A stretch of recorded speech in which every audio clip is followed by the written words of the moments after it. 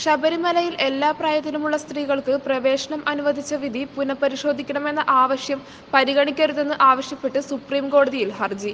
ശബരിമലയിൽ ദർശനം നടത്തിയ ബിന്ദു, കനകദുർഗ എന്നിവരും രേഷ്മ, ഷാനില എന്നീ യുവതികളും ചേർന്നാണ് സുപ്രീം കോടതിയെ സമീപിച്ചത്.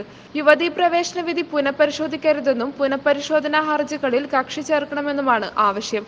മാത്രമല്ല, ഈ മാസം ശബരിമല നട തുറക്കുമ്പോൾ തങ്ങൾക്ക് ദർശനം നടത്താൻ അവസരം നൽകണമെന്നും യുവതികൾ കോടതിയോട് ആവശ്യപ്പെട്ടു.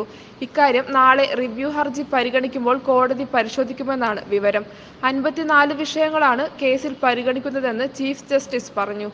അതിനിടെ യുവതികൾ പ്രവേശിച്ചതിനെ തുടർന്ന് ശുദ്ധികലശം നടത്തിയ തന്ത്രിക്കെതിരെ കോടതിയലക്ഷ്യം സ്വീകരിക്കണമെന്നാവശ്യപ്പെട്ടുള്ള ഹർജി നാളെ പുനഃപരിശോധന ഹർജികൾക്കൊപ്പം കേൾക്കണമെന്നും ഇന്ന് അഭിഭാഷകൻ ആവശ്യപ്പെട്ടിട്ടുണ്ട്.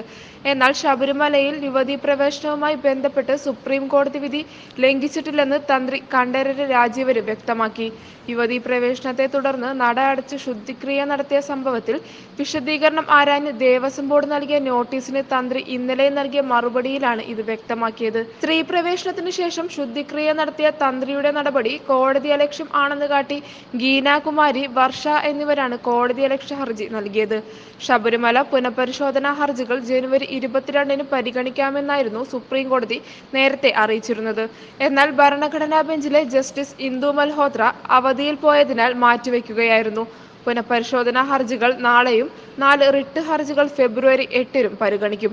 വിധി സ്റ്റേ ചെയ്യണമെന്ന ആവശ്യം കോടതി നേരത്തെ തള്ളിയിരുന്നു. News desk, top news Kerala. വാർത്തകൾ ഉടനടി അറിയാൻ top news Kerala YouTube channel subscribe ചെയ്ത് ബെല്ലൈക്കൺ അമർത്തി ലൈക്ക് ചെയ്ത് ഷെയർ ചെയ്യുക.